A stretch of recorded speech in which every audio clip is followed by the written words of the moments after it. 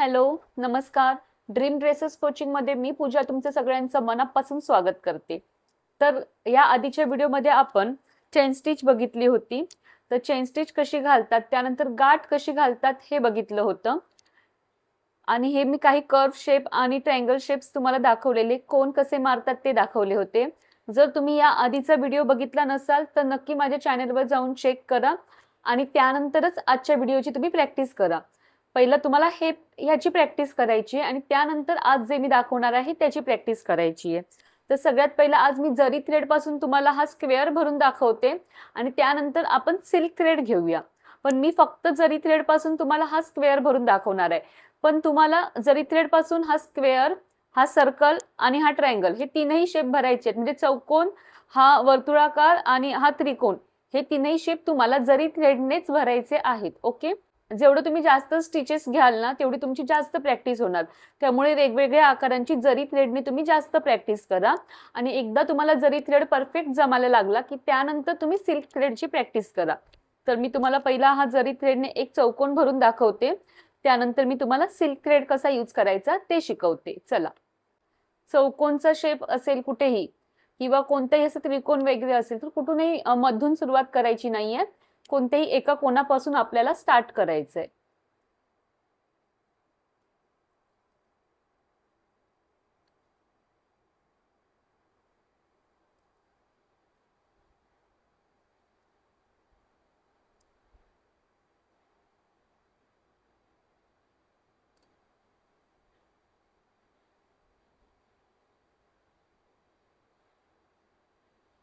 आता जेव्हा आपण पुढच्या कोणाकडे येतो तेव्हा मी तुम्हाला काय सांगितलंय, जेव्हा कॉर्नर असतो तेव्हा एकदम छोटा एक स्टिच घ्यायचा, ज्या दिशेने जाते तिथे खेचायचा, त्यानंतर टर्न करायचं.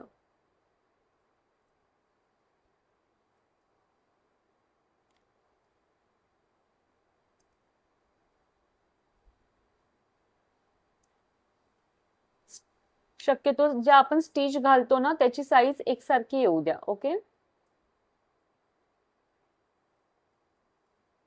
मी सुई कशी पकडते तिथे पण लक्ष द्या. सुईचं टोक माझं कायम फिरतंय.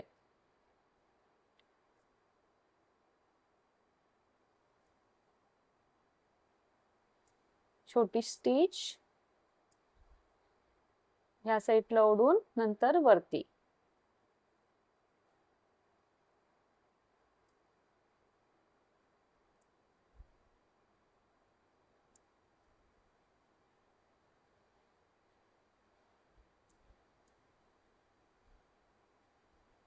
त्यानंतर इथे बरोबर गाठ घालून घ्यायची.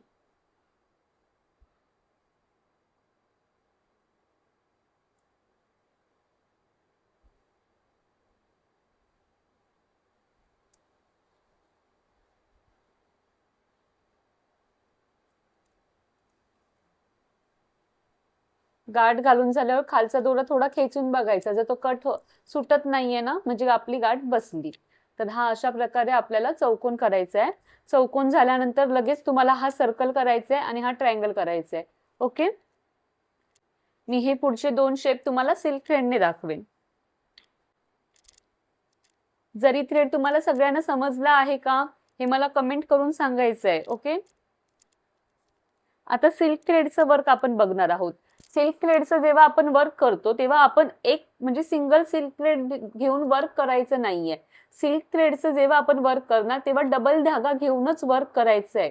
मग तुम्हाला काय करावं लागेल तर एकाच कलरचे दोन सिल्क थ्रेड घ्यायचे आहेत आणि त्यानंतर तुम्हाला ते वर्क करायचं आहे.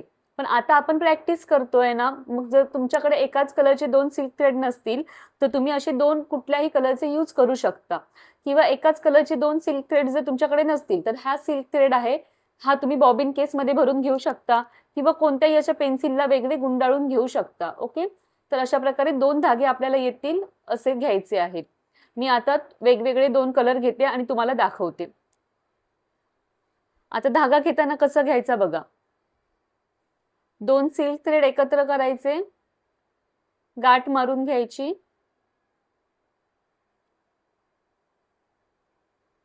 जसं आपण जरी थ्रेडला गाठ मारली तशीच. त्यानंतर हे दोन्ही सिल्क थ्रेड आपण असे पकडणार आणि आपण सुई जेव्हा आत टाकणार तेव्हा हे दोन्ही सिल्क थ्रेड आपण बाहेर काढणार. जसं आपण एक जरी थ्रेड काढत होतो तसेच आपण दोन्ही सिल्क थ्रेड बाहेर काढणार. ओके, आता बघा सेम तीच प्रोसेस आहे, फक्त आता 2 सिल्क थ्रेड येणार.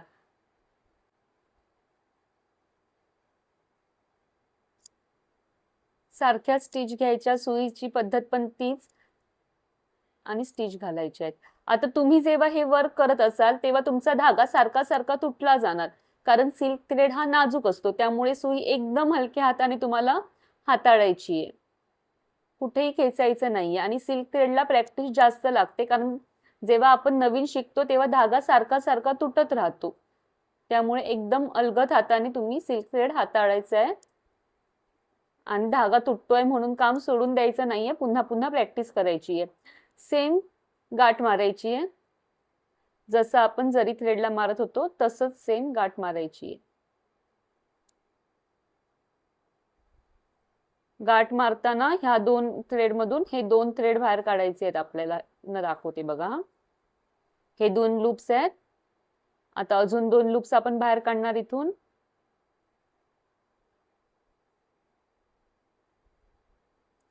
तर ह्या 2 लूप्स मधून हे आधीचा जो लूप आहे 2 ते आपल्याला असे पकडून बाहेर काढायचे आहेत. इथे गाठ मारायची आहे.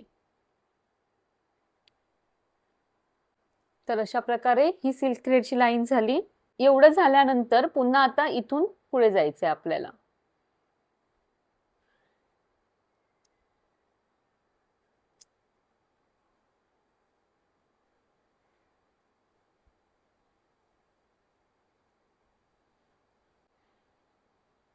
सुई जर तुम्ही उभी पकडलीत ना तर तुमचा धागा तुटणार नाही. जर सुई तुम्ही क्रॉस पकडलात ना, म्हणजे अशी वाकडी वगैरे पकडलात ना, तर तुमची सुई बाहेर येताना धागा सारखा सारखा अडकत राहणार. त्यामुळे सुई व्यवस्थित पकडा. आणि समजा आपण सिल्क थ्रेडचं वर्क करताना एकच सिल्क थ्रेड वर आला, तिथल्या तिथे ती स्टिच सोडवायची आणि पुन्हा स्टार्ट करायचं.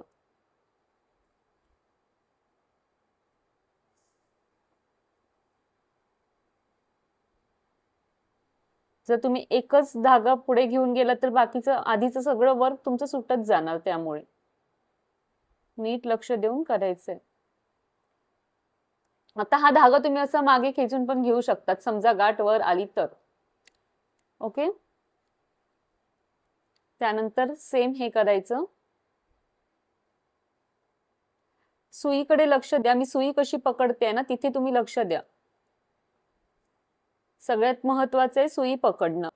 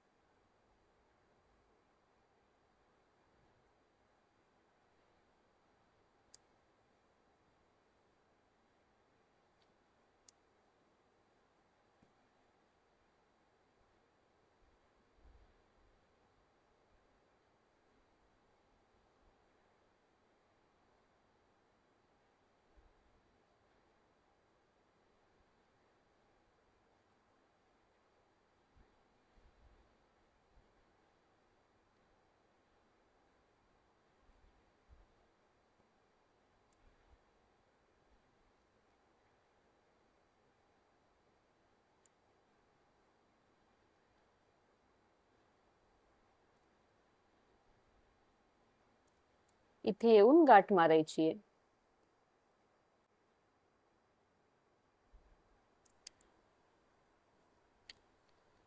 हे एवढं झालं की हे त्रिकोण करायचे आहेत आपल्याला.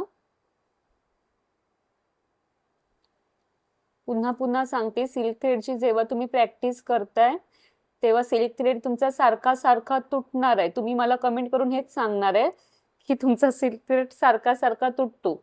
आणि जे जे तुम्ही क्लास शिकत आहात त्यांनी कमेंट नक्की करायचे आहे. तुम्ही कमेंट्स करत नाही, त्यामुळे मला समजत नाही तुम्ही किती जण क्लास शिकत आहात किंवा तुम्हाला खरंच या क्लासचा उपयोग होतोय की नाही ते. त्यामुळे जे जे तुम्ही क्लास शिकत आहात, म्हणजे जे जे स्टुडंट आहेत जे खरंच त्यांना ह्या व्हिडिओचा उपयोग होत आहे, त्यांनी नक्की कमेंट करून सांगा, तुमचा फीडबॅक द्या, हा क्लास तुम्हाला कसा वाटतोय ते. ओके,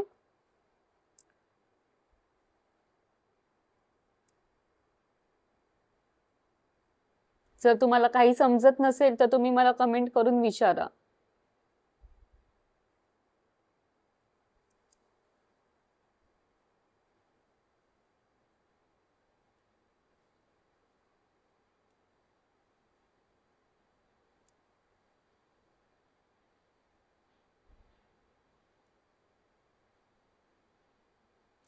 आणि तुम्हाला आज सिल्क थ्रेडची प्रॅक्टिस करायला जमली आहे की नाही हे पण मला कमेंट करून नक्की सांगायचं आहे.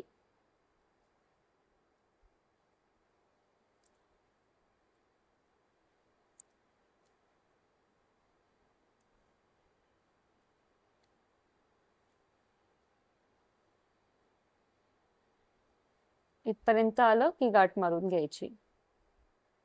गाठ मारताना दोन्ही सिल्क थ्रेड यायला पाहिजेत बाहेर, तरच तुमची गाठ बसली जाणार.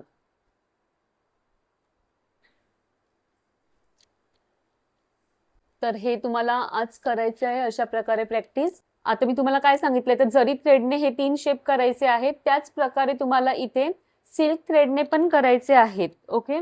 आणि अजून एक गोष्ट, जेव्हा तुम्ही हा शेप देतात तेव्हा चकलीचा जसा आकार असतो ना त्या आकारात राऊंड शेप करा.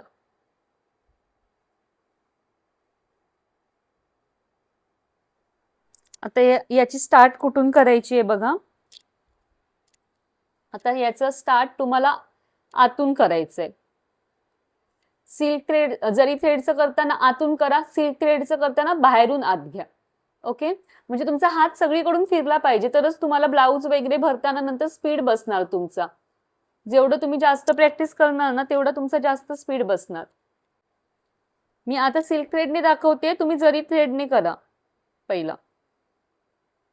हे आता इथून मी स्टार्ट करते.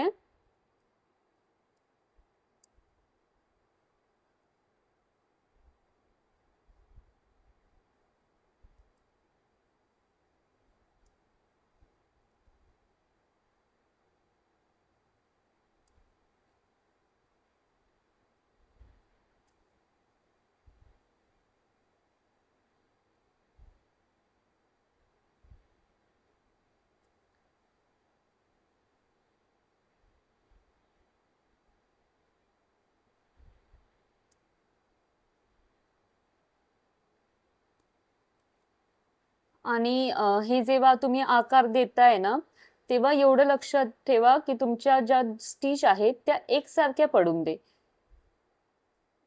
म्हणजे तुम्ही शिकतानाच आहे ना प्रॅक्टिस ठेवा की आपल्या स्टिचेस एकसारख्या येतील, नंतर तुम्हाला पुढे प्रॉब्लेम होणार नाही, तुमचा हात बसेल असाच.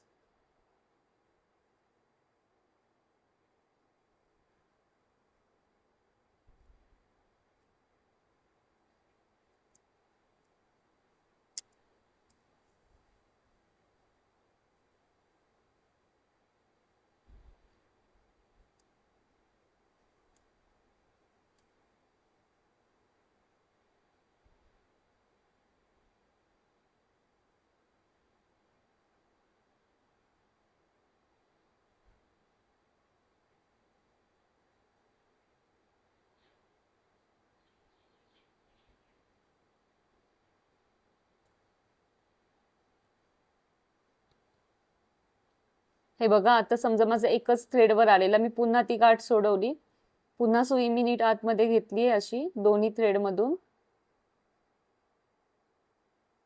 आणि पुन्हा स्टार्ट करायचंय. तसंच जर तुम्ही एकच थ्रेड पुढे आला आणि पुढे पुढे जात राहिलात ना तर तुमचं पुन्हा आहे ना वर्क पूर्ण सुटणार.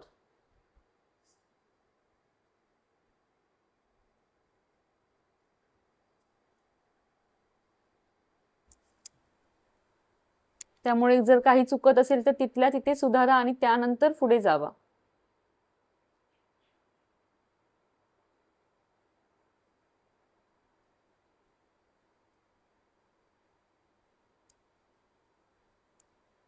तुमचे जे काही डाउट्स आहेत ते मला तुम्ही कमेंट करून विचारू शकता, मी पुन्हा पुन्हा तुम्हाला सांगते. आपला क्लास कसा वाटतोय हे पण मला कमेंट करून सांगा. जर काही चेंजेस करायचे असतील क्लासमध्ये तरी मला कमेंट करून सांगा.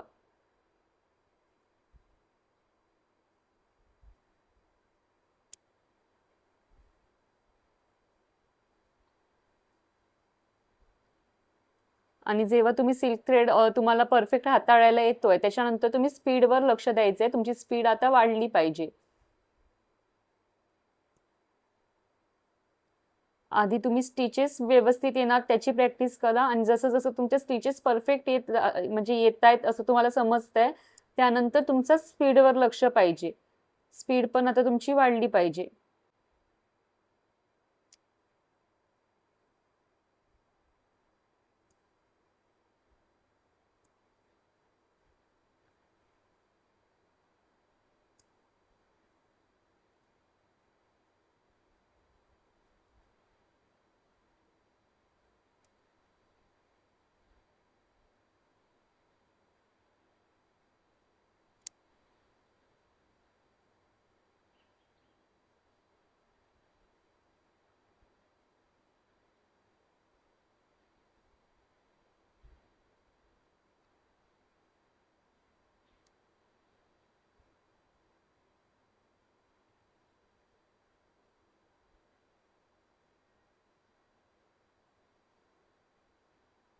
आता इथे आल्यानंतर गाठ मारून घ्यायची आहे लास्ट मध्ये.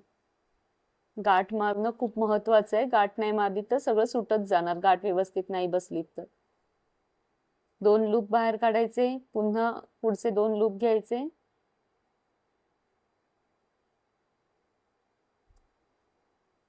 त्यानंतर ह्या 2 लूप मधून हे 2 लूप असे ओढून घ्यायचे.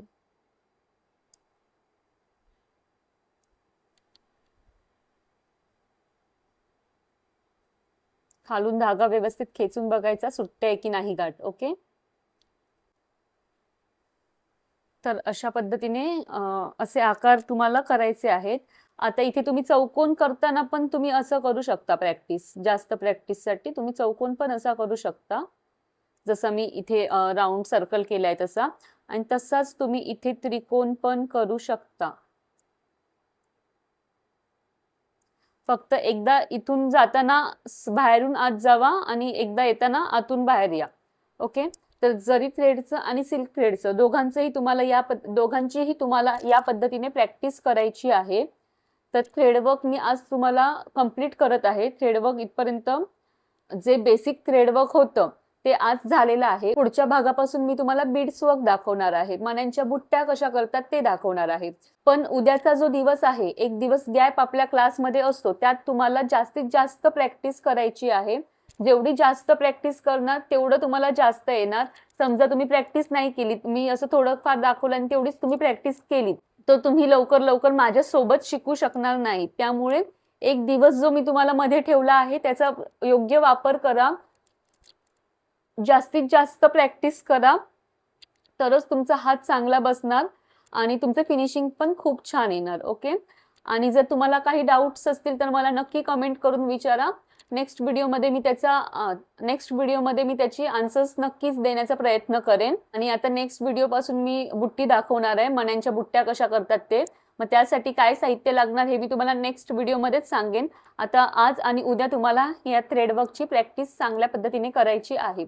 तर आजचा व्हिडिओ कसा वाटला हे नक्की मला कमेंट करून सांगा. व्हिडिओ आवडला असेल तर नक्की लाईक करा आणि जास्तीत जास्त लोकांपर्यंत माझा व्हिडिओ नक्की शेअर करा. ओके. आणि हो, व्हिडिओला अजून सबस्क्राईब केलं नसेल तर नक्की सबस्क्राईब करा. Bye bye.